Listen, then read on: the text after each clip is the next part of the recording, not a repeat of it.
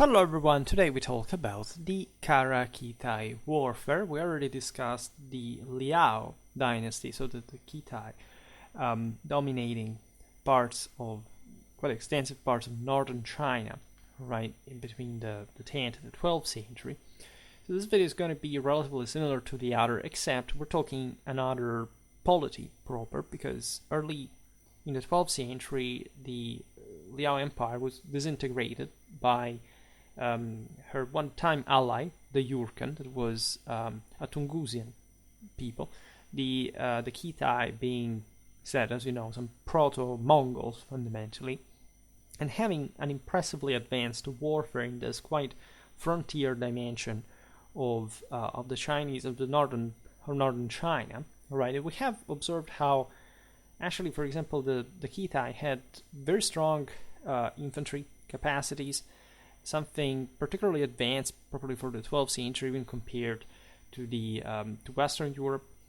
Of course, it's a different kettle of fish entirely in a contextual sense, and I described that extensively. In fact, the Khitai Liao warfare. But just for saying that the Mongols of Genghis Khan would emerge later would be in many ways more primitive, sort of less cynicized, right, and yet very much deriving even part of their own expertise from the great the grandeur like of Khitai warfare. The same Genghis Khan serving in the Liao armies in his earlier days and getting a lot from their military organization. So there is a complex relation that unfortunately we can't sort of grasp in the positive mutuation, right, of say military influence, and that, however, lays at the root of this sort of predecessor of the same. Say it was a Mongol empire itself, right? Just not the most glamorous one that the Kingizits were able to establish, but still, say, paving the way to that, right, in a broader cultural sense. All right, so when you look at the history of these people, you realize also the deep tensions that existed in these groups, how fundamentally unstable they sort of were, right? The Khitan horde had overrun northern China in a pretty brutal way, like since the beginning of the 10th century, and established the Liao Empire, right? There was this point chaos veritably ruling over the rest of China in the process. So we're talking about a power that had managed to subsume most of the moral forces from concentrating them of the country, concentrating them in the north, right? There was a great opportunity for everyone to pillage, for example, over the Southlands, right? Sacking back and forth, right, from the north. Think about how this would sort of give an idea to the Kingizits later on, and how much Mongol culture had already been soaked in the Chinese world at this point. With the Khitan Liao Empire established, this proto-Mongols' delusions of grandeur followed, arguably, and ultimately the Liao invasion of the Jurchen lands resulted in a ferocious backlash that had never been witnessed, right, by the Khitan at that point. The Jurchen were really ferocious against their invaders. They normally, there would be some stability along the frontier, normally sanitary context. The Liao had been a bit in between historically. They were still a Mongol dynasty prevalently fighting in that steppes fashion, right? But as we were saying before, also getting lots of sort of more civilized advantages from, consistent infantry forces, technicians, etc. So this Jurchen's blowback was as successful as sort of exceptional, because Yes, this was a clash in part over the same, taking place at least over the same steps, like the nomadic movements, the let's say our capacity of interpreting them and giving reliable, say, objective, um, if anything, precise or even accurate dimensions, right? Their strength, etc., fall a bit like unavoidably, right, into nothingness, as we have no idea in this case, for example, if the Yurkens were more demographically, like to a degree of manpower that could overthrow the Liao military system. We do not know whether the latter had badly degenerated, which is something, possible as well, because nomadic powers at the end of the day do not quite, like if you look at the same Kingitzes, right, for how enormous their global expansion in fact was, you can't really say that the Mongol Empire, say, lived on. That is to say, a Mongolia, not a Mongolian dynasty, right, ruling over, saying, China, right, is not, right. It's just like Mongolia remains more or less what it's always been, and even with a Mongolian dynasty, China remains pretty much what it's always been. It consolidates further, right. In any case, what is important here is, in fact, this prepotent dynamic of the steppes peoples managing to break through China historically in this much bigger frontier, right? Europe functioning in a slightly different way, meaning that, say, the various steppes waves were much less prorompent. There was also sort of more defined historical frontier, right? With the steppes, Europe also developed sort of more longitudinally, at least in the looking at the direction from which the steppes peoples come, and it's also a matter of where they historically came, because of course, like the Indo-Europeans were more centered, say, more western, these Turco-Mongolian peoples. In any case, the most important thing here is that the Yurkan warriors managed to smash into the Khitan-held lands, extinguishing the Liao dynasty. Admittedly, also this dynamic had a broader context. For example, from a military point of view, the Yurkan had been fostered militarily by the same Liao, right? The latter being the more advanced military civilization, softening up, and the Yurkans sort of learning their methods and, in fact, being able to reach and their masters in capacity and in power takeover.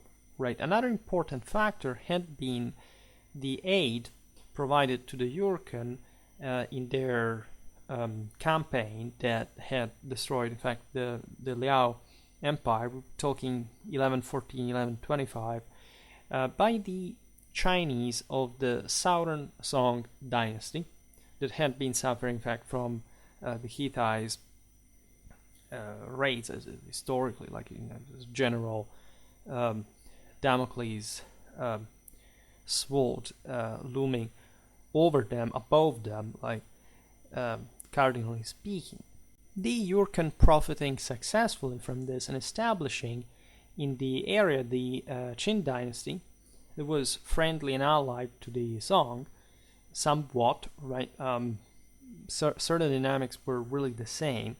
There were still steppes warriors that had sort of a pretty brutal concept of power. I mean, the Chinese were not really that tender, but they had sort of another outlook. Remember that there were Chinese from both sides. Essentially, you can go as far as saying that the same, let's say, empires like the Khitai, etc., were essentially supported by the northern Chinese establishment to a degree.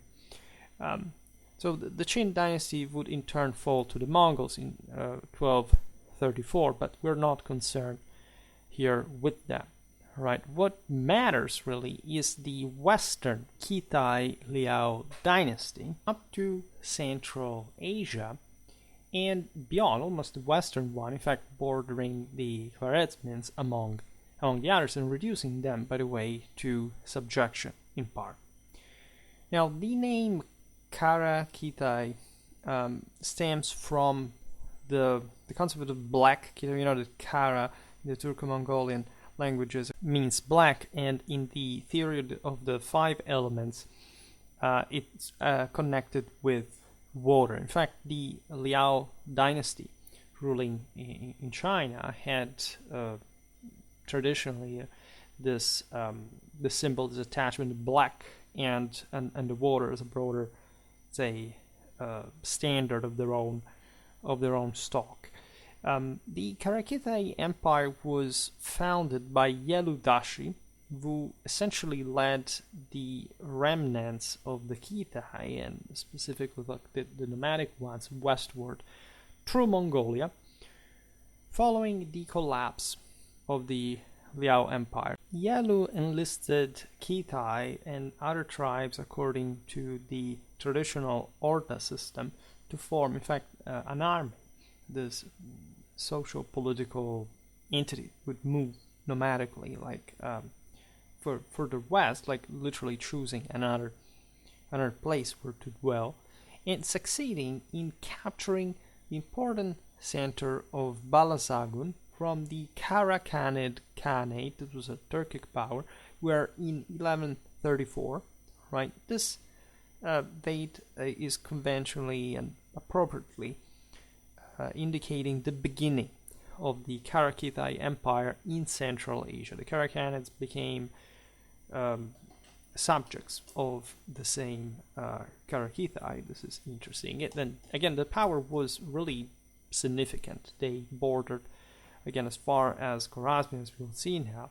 The Khitan forces were later reinforced by 10,000 further troops who had been previously part of the Kara-Khanid Khanate, because as you understand, different groups were scattered a bit, like also pretty distant places already from before, and they would reunite also, and obviously with other local elements, if you can't speak of locality when in a nomadic, semi-nomadic context, but of course there was some sedentary there too. This force went on to conquer Kashgar, Khotan, Veshbalik. They succeeded in defeating the Western Kara-Khanid Khanate at the Battle of Kuyand in 1137, which opened the Khitai to the control over the Fergana Valley, the famous one of the heavenly horses that had literally been the heart of equestrian standards, right, in the past millennia, and that had, while having maintained this was a quite appropriate price for what, let's remember, had been an imperial Chinese dynasty. That was, by the way, as we will see in a while, always trying to come back ruling in the north of China, and recovering, in fact, the ancient dynastic privileges, right? There is the Battle of Katman fought on September the 9th, 1141, resulting in the Khitai gaining control over Transoxiana after defeating yet again the Western Kara-Khanids, as well as the Seljuks. Right, this is a very interesting scenario, because you know that from Persia, the Seljuks, that was the heartland, essentially, the core land of this Turkic dynasty, regional power. The latter would in fact try to control further north, right, and especially because of the Silk Route, in an area that was very difficult to centralize in. Well, the Khitai went as far as that. So what we have observed very often in Seljuk arms and armor, we'll keep talking about them recently, by the way, in terms of Central Asian influences, bear in mind it comes straight out also of this Mongol power that had in turn been quite heavily Sinicized, right? It is true that historically the Arabs were sending from the west to China lots of, for example, of siege technicians. That after all, the West, in a broader sense, was not necessarily behind China in some aspects, so in technological ones, some of them at least, and that the interplay between these regions was actually pretty strong. The Khitai are sort of a very interesting bridge in regard of this military cultural exchange. Now, originally, Yalu Dashi had ambitions of recapturing northern China, as just said, from the Jin dynasty, and reclaiming the territories once held by the Liao. However, he realized the relative weakness of his own newly formed Central Asian power after an unsuccessful attack on the same Jin territories in 1134.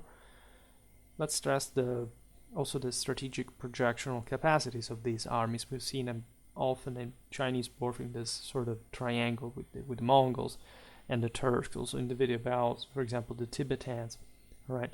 And they are all sort of mixed, importantly. And the most important attack had taken place in 1134, unsuccessfully, so leading Yalu to abandon the idea of recovering properly China in a realistic sense. But at least at that point, because in spite of this, the Western Liao, so that's how we call them, historiographically, depending on the peoples to talk about them, we say the Qara Khitai, the Western Liaos, but we're talking essentially about the same power, continued to challenge the Jin supremacy through, especially again, Central Asia, so also very importantly for China, occupying many outposts, dominating on the Silk Road routes, and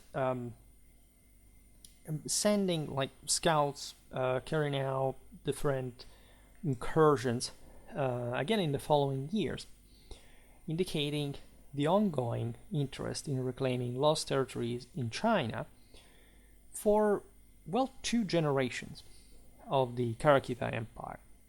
Naturally, we don't have to think the system to have been founded with very solid bases, right? We're talking about essentially an exiled power that has had the capacity of moving further west, essentially because of the previously and originally nomadic, semi-nomadic background of some of its peoples that, as we've seen better also in the Liao Empire warfare episode, were sort of always playing a bit in this fashion of, like, you can see even the Seljuks of Persia, like establishing some regional power in a more sedentarized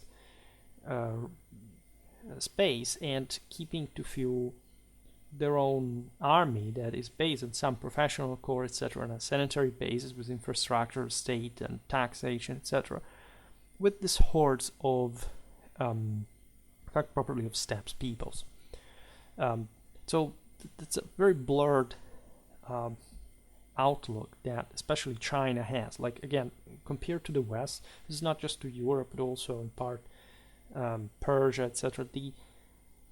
There are starker divides, right? There are also, from a geographical point of view, some sort of more distinguished barriers. With China, it's very complicated because there are sort of different layers. Like, there is not even a specific geography. There are immense spaces, like between Mongolia and China, to the point that you do not see really, like, even certain parts of China proper really feeling, at least it had historically been in an imperial sense, because this is also the point, who were the Chinese historically and ethnically, right? And that sort of were a bit weighted to live among the steppes, like it's the steppesmen, I mean, and the steppes sometimes proper, surrounded by them, this outpost, like central power could send garrisons, etc. But at a point, these nomads would overrun those defenses. A bit like Transoxiana, right? It's other part of Central Asia where you find proper. We've seen it in videos about also the properly the Kuchan warfare, the Tokharians, how there can be true oases in the desert, like imposing cities that are flourishing because of the really banking activities that as trade controllers along the Silk Route, like this centers managed to turn into. But fundamentally, the surroundings are steppes, right? This is a sort of northern China is technically not even like that. You have yes, there are cities at a point like it's similar, but it's also much more open. This is not much about corridors, but entire regional stretches of different layers of coming closer to China, in a sense. So that's where Khitan warfare had sort of developed at its greatest. The Qara Khitai were thus assimilated into the Mongol Empire. Some of their troops had already joined the Mongol army to fight against Kuchlug. Another group of the Qara Khitai under the leadership of Burak Hajib managed to survive in Kirman as vassals of the Mongols, but eventually disappeared during the rule of Laitu of the Ilkhanate. So this group was essentially subsumed into the Mongols, also ethnically, right? They were dispersed throughout Eurasia as well as part of the Mongol army. In fact, by the 14th century, they were really lost, like in terms of single ethnic identity.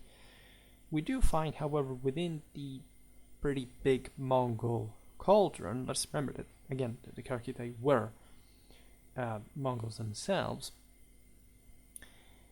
that the presence of their names and places in a wide range of locations, ranging from Afghanistan to Moldova, right? And there are actually technically today still some Khitai continuing to reside in northern Kyrgyzstan. So it's a long story that in terms of, again, political independence ends really pretty early on at the beginning of the 13th century. But that lives on. By 1219, when the hordes of Genghis Khan advanced on the Khwarezmian Empire, after having defeated the Saint Qara Khitai, the Mongol army had basically taken another step which had outclassed in every way the remnant of past glories that, after all, in Mongol history, the Liao had, the Khitai had embodied, had been the sort of the path openers to that sort of universal dream, at least in terms of practicability. And so this prodrome to the Kingizid Empire, that was not the first Mongolian empire in this sense, is quite relevant. Right now, naturally, one could digress on many aspects of how much, the Liao Empire also left its trace in China. Fortunately, we have an abundance of sources, at least for the early Khitai, like not much the Western ones, but fundamentally they looked pretty much similar to one another. I mean, if you look at, the later Kingizids, we're talking essentially about the same type of warfare that now we're going to describe a bit more in depth. Right? So the Qara Khitai were organized, we were saying before, on the basis of the traditional ordas, right? From which the modern term horde, in fact, comes from in the Middle Ages. That's quite an important Mongol loan to our vocabulary. That in its semantic sort of effect of negativity, of fear, etc., is still meaningfully attached to the Mongol legacy of terror, right, and devastation. But this stemmed properly from a specific set of political and social regulation. Many of these groups were like clanically tied, so there was just a tribe, and ruling at times over more subject tribes, and being essentially given by the overruler, right, of the entire people. Like as an empire was established, a specific settlement territorially, so the pastors, etc., were the various Mongols were eventually located, list as their sort of oil fields. Then they could go back and forth across the steppes, especially Eurasia, right? And they were all nomadic in practice, right? So when we look at the Qara Khitai, well, we can't sort of distinguish them too much from, in fact, the other Mongols in that regard. But bear in mind that these guys had a more sedentary settled experience in northern China, so they were also bringing with something different. As the Qara Khitais are settling in Central Asia, however, we're talking essentially about defeated people, right? So they were not in the best of their fitness, at least by their previous standard, except as we've seen, this power managed to assert itself on the surrounding ones that had been dwelling there from quite a while. So the sense that they were a crushing force by some standard is definitely very alive, right? So if you check the video I made about the Liao Khitai, you understand that the military organization is pretty similar, right? And in fact, probably the same, right? The organization of the Qara Khitai was exactly like the one of the Liao order. However, with a likely higher proportion of unarmored and not as many armored cavalry, right? The Liao would have had also more infantry, as you'll see now. So the Qara Khitai are a bit more restepicized in some way, and they probably had in fact larger numbers of cavalry in the first place, even though again the Liao had mostly just say cavalry was dominant and infantry just an accessory, like an auxiliary arm. By this time, the Qara Khitai order was stabilized at 10,000 men each. This is really typical of steppes peoples. Speaking of decimal order, battalions or regiments were of something like between 500 700, just like in Liao, say in Chinese times, say better, because technically these were sort of still Liaos in a way.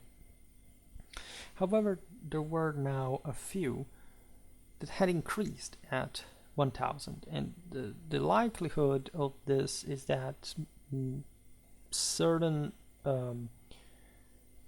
units of this kind were were made up by subject peoples, right? So it's not really like increasing number matter of strengthening, quite the contrary, right? The Liao would have had, in times of their Chinese domination, sort of greater capacity to equip their troops with an impressive amount of surplus. We will see in fact what their armored cavalry was, something insane. I've never seen at least on let's say by standard prescriptively such an enormous amount of gear that is also realistic actually to have ever been wielded by a single guy. But I mean, they were rocking hard in that regard. So now likely the increase in numbers for some regiments is due to the fact that there were lots of other sort of outlaws and exiles and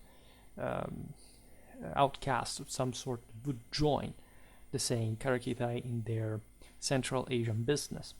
Because as we've seen, this is exactly the place from which also we've seen it often in the West, right? Of this swarms of horse archers, mostly belonging in that sense as unarmored light cavalry to broken peoples, right? They were in for the loot. There were just some drifters that could occur to places like, I don't know, Anatolia, we've seen it recently, or Mesopotamia, just knowing in advance that during the good season, say, I don't know, this Seljuk regional army was about to make war. So imagine when the Liao collapsed and they sort of moved this track further west, how many, including the same, speaking of the same Qara Khitai, right, that had been disinherited and had also lost their own power, and so their own their own wealth would make like sort of join in. Probably there was some not really democratization of this military culture, but the sense that at least as exiles they were a bit more like all together, they had to stick together. And probably there had been something about this in the not just from the crisis, the moment of the crisis, but the cause of the same. Like how were the Yurchen able, just as a subject people, to take the Liao out if these had not been chronically divided in some way, right? So the Qara Khitai elite was sort of a bit, humiliated by this, and probably they shared their bread or whatever they actually ate with some people of lower order in order to reinstate the unity that would successfully survive for a while, also in Central Asia. And naturally, the prospect of looting from there as a base within the same China, as we've seen, were still alive, right? China was very vulnerable on the frontier, but here, as you see, the stronger power is China, right? And potentially, it had always been the case. I mean, you can essentially try to say shift the center of power here and there, hegemonizing certain parts of the country like the Liao had done. It was not their Mongol background in that sense. It was ruling in a direct, in positive sense on the broader system, right? It was rather the broader system was accepting this rule. Also, like, of course, accepting this in a humiliating way. So it's not to say that these things are not just going against somebody's preference, but at the same time there was a greater chance of stability in different areas of China under these foreign dominations that in many ways remained the same. It was not really a broad replacement, and that, in fact, especially considering that China is really huge in that frontier space, you can have even these people settling and recruiting certain kind of Chinese that like other kinds of Chinese, and going on with that. In any case, when we look at the Qara Khitai in Central Asia, their army was only 3 orders. Right. Some Khitai infantry would still be present. The steppes are not really only a nomadic equestrian place, right? But we're talking about a much lesser effective foot task, only with minor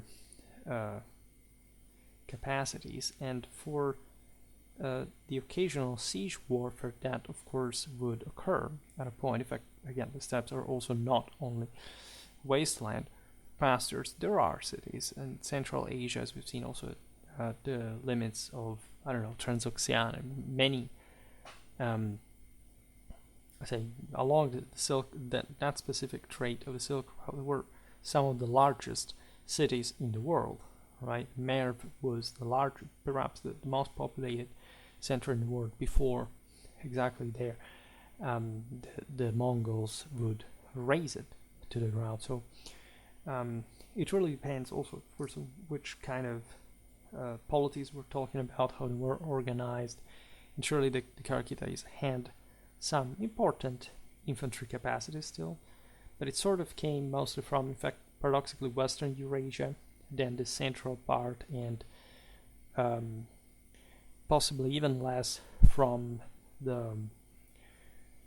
China itself, where the Liao had been ruling, right? And in that case, the Liao had an important amount of troops. We will see now try to characterize, in which infantry had a very strong auxiliary role with apparently quite complex tactics, significant anti-cavalry weapon, and so not exactly just like the throwaway levy that you may simply think, right? In China, it would make things like to important professional standards. In the steppes, it's a bit different. You can have maybe a very tough guy who has to defend his village and whatever, and is sort of miraculously surviving in that more sedentary way, right? Developing some sort of militia anti-cavalry capacity, but it's just a village, right?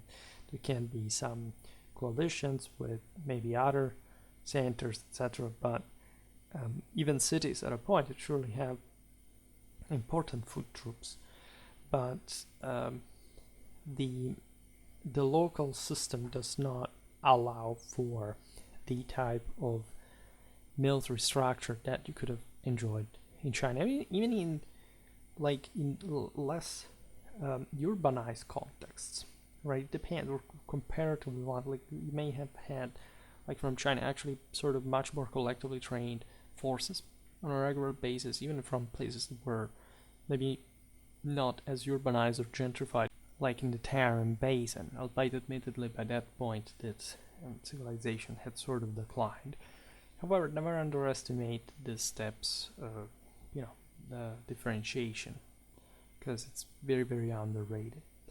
So if we were to approximate the composition of the Qara Khitai army, right, we can think of a good 3/5 of unarmored horsemen, right, mostly horse archer.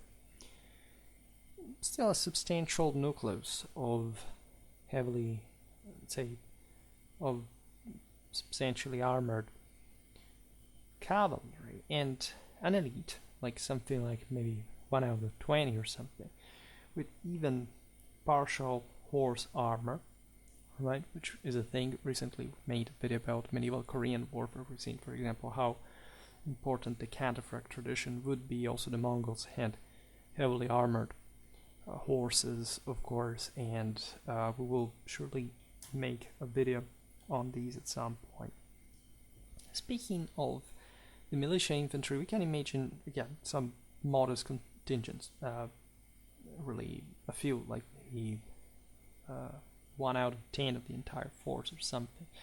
These were important, again, they were like for a territorial state of some sort, even just through mostly the deterrence of these nomadic hordes, like the necessity of maintaining outposts, patrols would be mostly mounted, but in general, like there were some settlements you had to found your dominion, and as a consequence, this had to be garrisoned by troops that maybe were also very, very good at riding, but for that specific defensive purpose would be dismounted. Khitai's warfare was no child's play, right? Not even for the young Temujin, in fact, who had served as an auxiliary to the Khitan Liao. The tactics and organization of which he would thus know, study, and make treasure of. I think that this background of Genghis Khan is actually quite relevant in highlighting the legacy of Khitai warfare. In any case, the leader of now the coalesced Mongolian people in 1205 would defeat the Tangut. In 1209, moving on to the Jurchen themselves, the walled cities of the Jurgen Sindh provide too tough for the still young Mongol army. In any case, in 1215, Yancheng, that is today's Peking, then the capital of the Sindh, then fell and was put to the torch.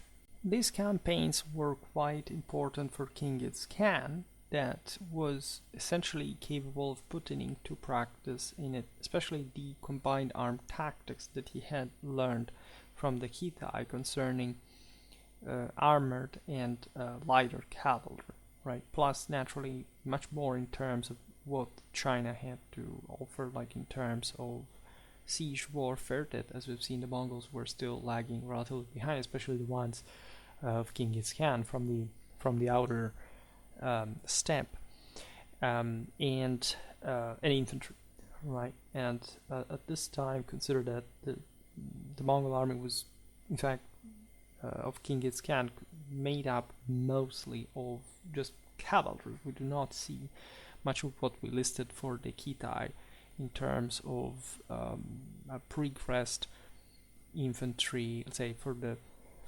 Liao, like definitely the habitual use of infantry, but also for the Qara Khitai, the pre-crest use, in fact, of the former, and sort of more advanced capabilities, and including the ones of actually ruling Central Asia from other peoples, which the Mongols, before being united under Genghis Khan, could not quite accomplish, and were actually suffering of in a way or another, right? So as we've seen also in the other video about the Liao, we can stereotype some kind of troops types. The ones we have already listed, essentially the heavy and light cavalry and the conscript infantry, right? Naturally, there were sort of other forces, but these were really the essential, right? So there is there are some sources that actually list the equipment items of Qara Khitan heavily armored horsemen in this way. So 3 horses. I will list everything first and then comment on the single elements. 9 pieces of armor, saddle, cloth, and bridle, leather or iron frontal horse armor is a sham frontal essentially, 2 composite and 2 self bows, 400 arrows in 4 quivers, 1 long spear and 1 short spear, 1 club, 1 axe, and 1 bannered halberd. Right.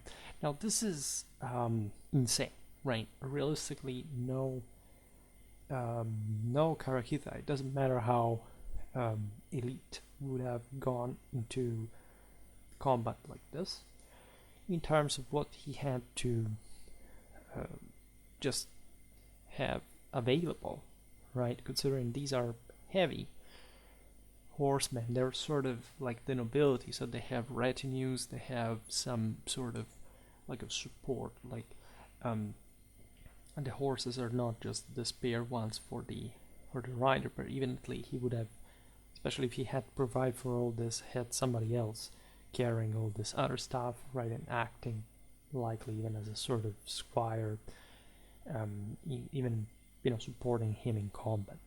So the sense of this list is rather the fact that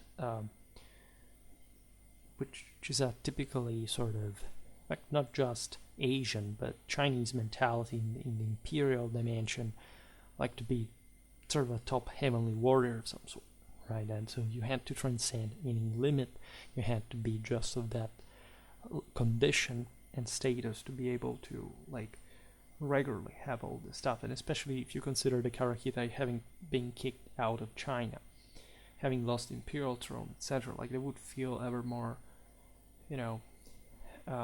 complexed about this, and so they wanted to show off in a way. Naturally, this is actually an information that we get for the Liao dynasty within the same China, so we do not know whether we don't properly have the sources describing the Qara Khitai's equipment in this regard, but there was this sense of quasi-feudal mentality for which this ultra heavily armored guy had to go at war with. The equipment makes sense. I mean, there would have been, at least in of the single items, a spear, a side weapon of some sort. The club and the axe are interesting because it shows like an anti-armor capacity of some important kind. The bannered halberd was also a thing, was used also on horseback, right? A famous Chinese so-called halberd was a quite versatile weapon. It's difficult to tell whether it would have been brought together with the rest. The most important element was surely, next to the lance for the heavily armored, the bow, right? 400 arrows in 4 quivers is a bit excessive as well.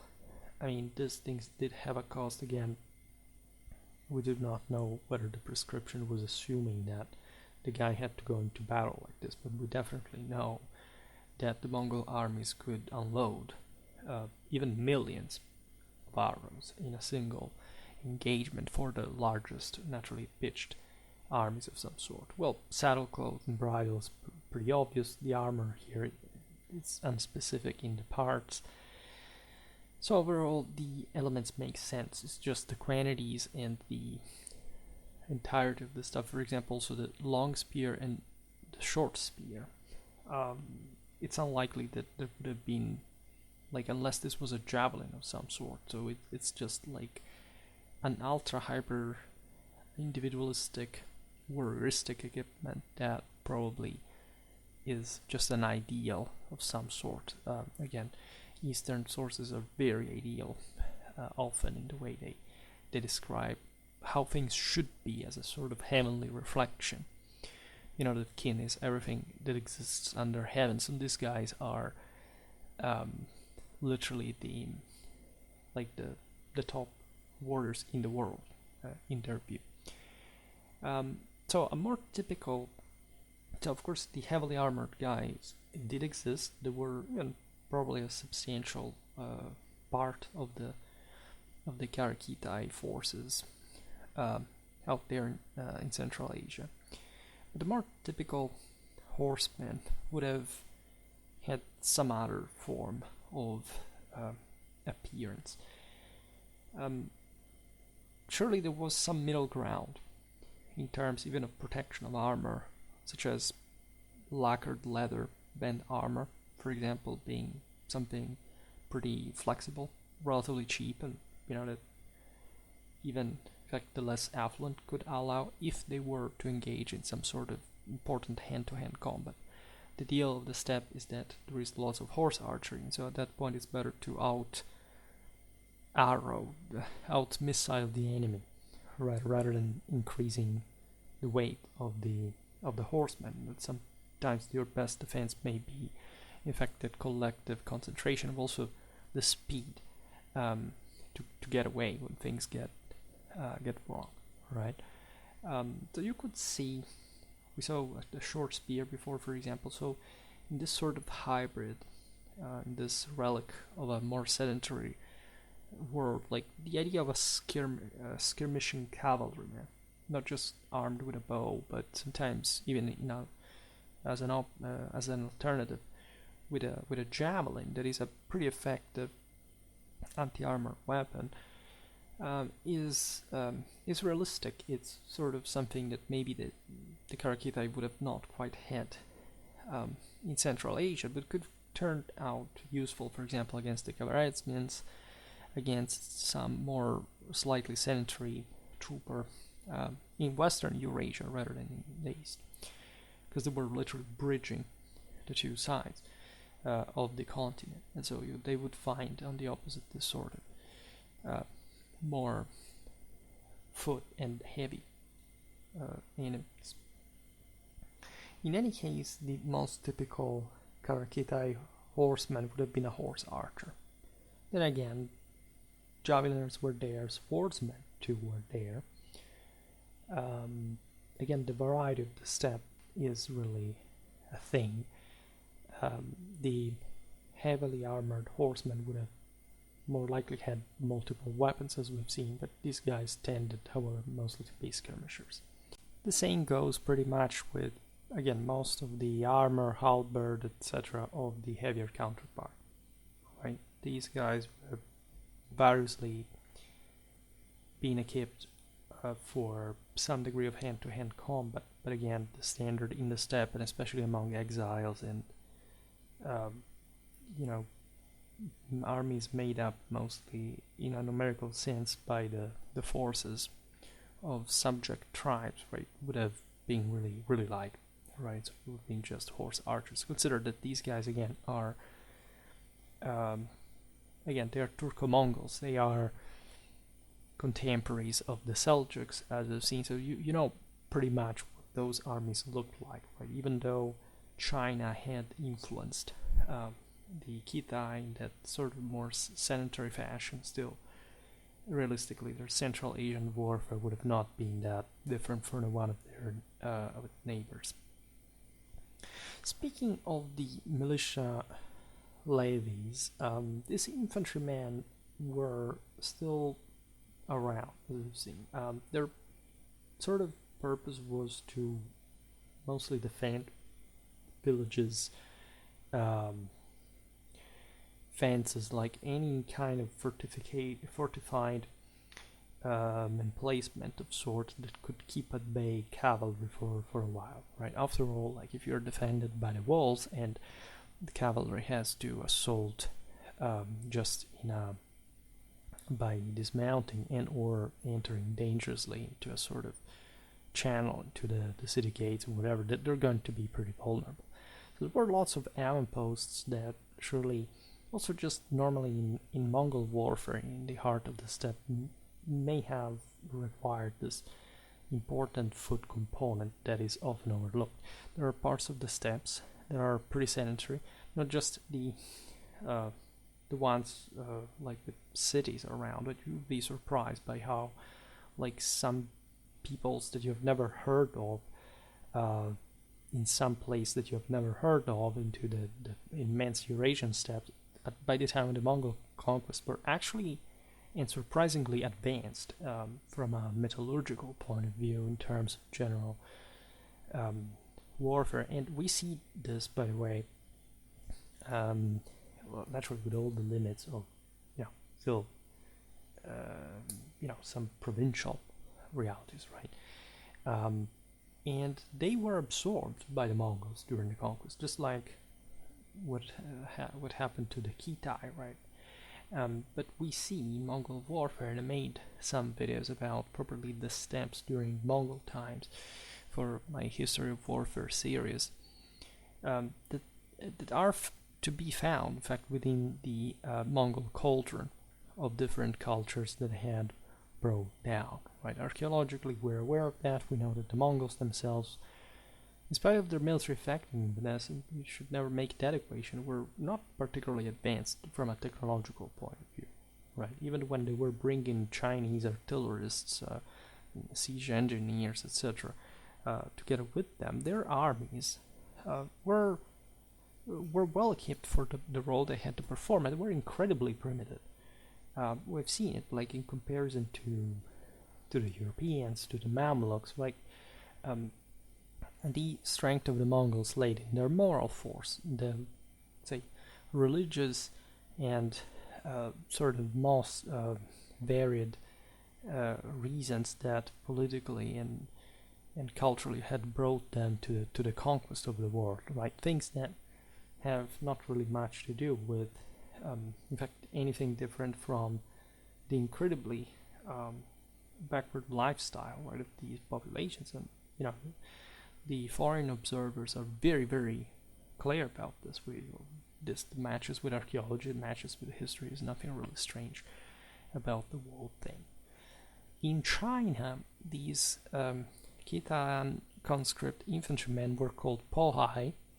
They were composed not only naturally of the Khitai subject tribal levies, but also, of course, some Chinese element. And already, in fact, in Liao times, the Khitai, the Mongols thus, had been using Chinese artillerists among their ranks. So this is not something really beginning with Genghis Khan either, right? Probably he had witnessed that campaigning in China and realizing that the Khitai had already gone beyond in terms of sort of technological update, and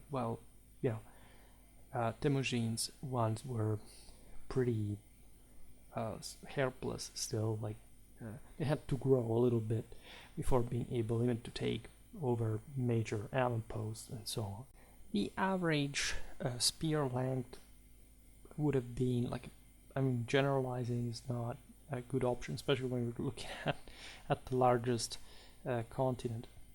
But the sense of a guy equipped with a 4 meters long spear that was capable of putting up that struggle, as we were saying before. Also a relatively well drilled spearman formation to cope with this, like mostly and universally mounted warfare, aside at least from these guys coming from the steppe, shouldn't be dismissed. Again, at least in in Liao, China, you would have lots of these guys also, properly at that level of collective training and numerical strength that would put sometimes some up that struggle against cavalry. Again, infantry was at this point not the strongest arm, right? We should open a parenthesis perhaps in another video better about how, let's say, the infantry trend sort of differed between the West and the East, but more or less like as far as the dominance of cavalry. It was not yet absolute. Meaning like in the 13th century you have, yes, cavalry and infantry always cooperating, but still cavalry practically unopposed, right? But the impression I have is that in the East, cavalry was just more, at least among even the Liao, like if we're talking northern China specifically, the more crushing than the western one. But this depends on the relative terms of the infantry, what kind of infantry the Chinese had, and the West surely had, in qualitative terms, something heavier, at least from the kind of information we got. We shouldn't be too, let's say, in terms of also technicalities, too picky, but the cohesion of the Western communes, just like the type of retinues that were drilled by the same knightly elite, also with foot troops, was pretty strong. Where you see it during the Crusades, where they had models that are really similar to the ones you would think the Qara Khitai being, as we were saying before, comparing them to the Seljuks, for example, would make really Western infantry like something very different.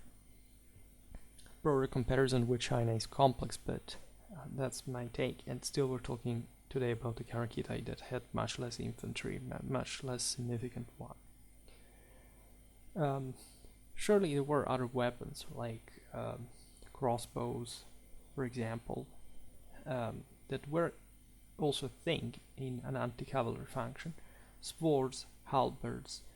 We could imagine a small shield and a helmet, even though like the idea of the small shield is reflective of what I was just saying. Like this infantry was not particularly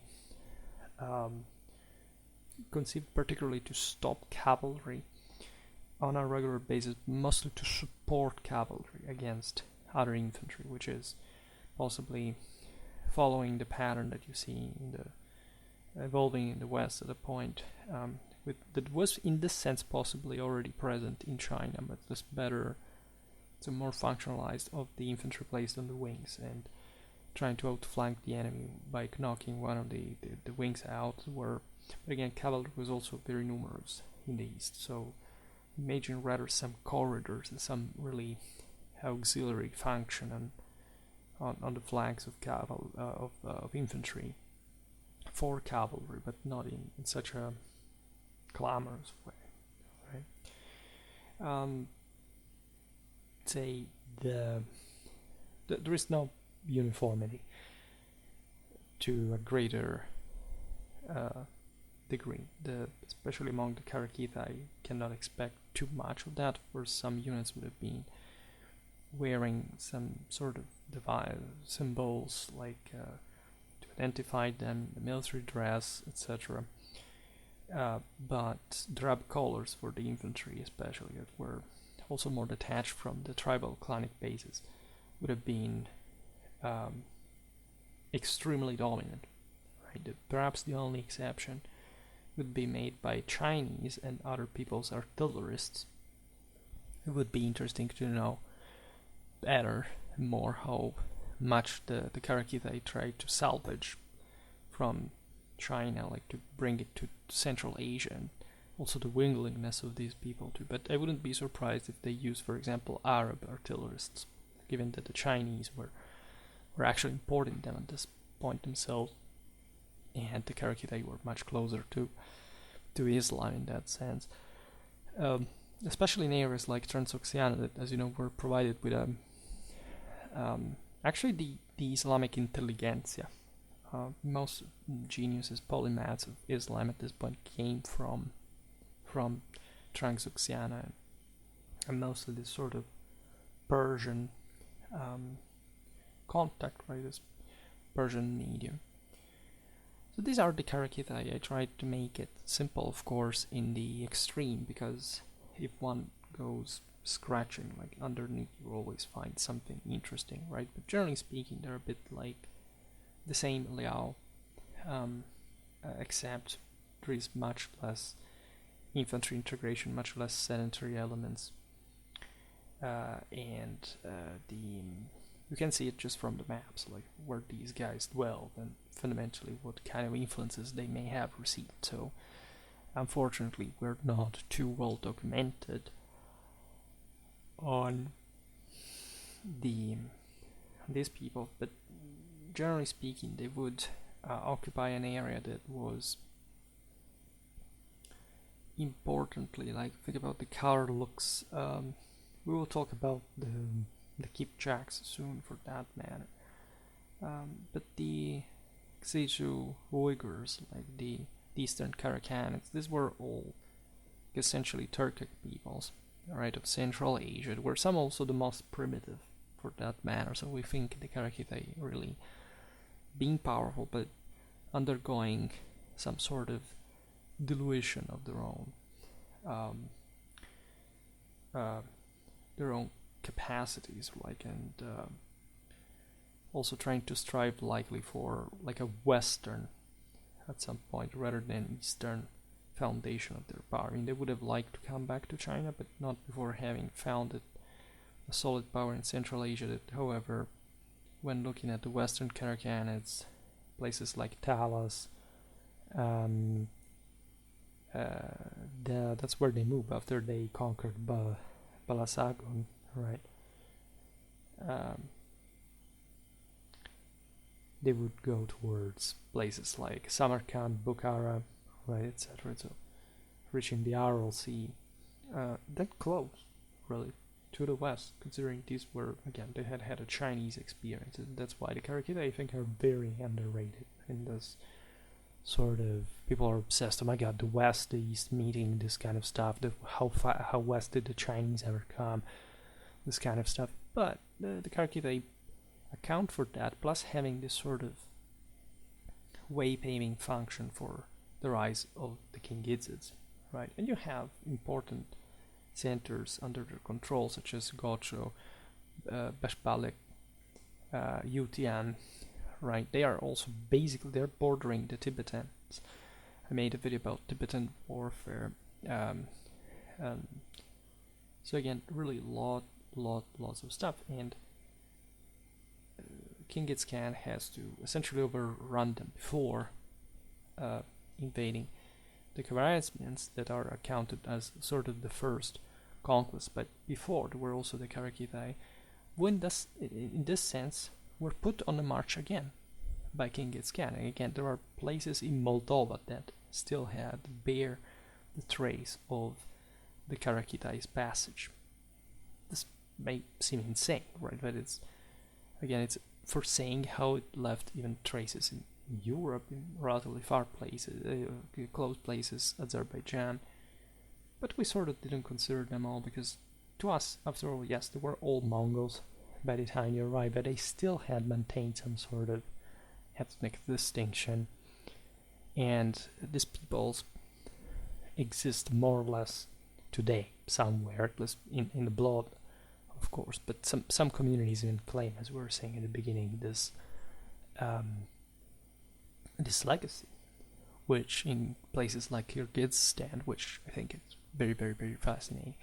So of course there is a lot of steppe warfare on Schwerpunkt, and I'm glad because of that, because I started timidly with it some years ago, but I sort of gained steam, and it seems that like we're covering steppe warfare in great detail, right? I'm very satisfied with, at least considering the average, like how much you can find out there, especially on YouTube. Like, it's a lot of interesting stuff, right? Very well, for today, however, I stop it here. I just hope that you enjoyed this video. If you did, please share it, otherwise leave a like or subscribe to my channel if you're interested in my upcoming content. As always, I thank you heartily for listening to me. I wish you a nice time and see you next time. Bye.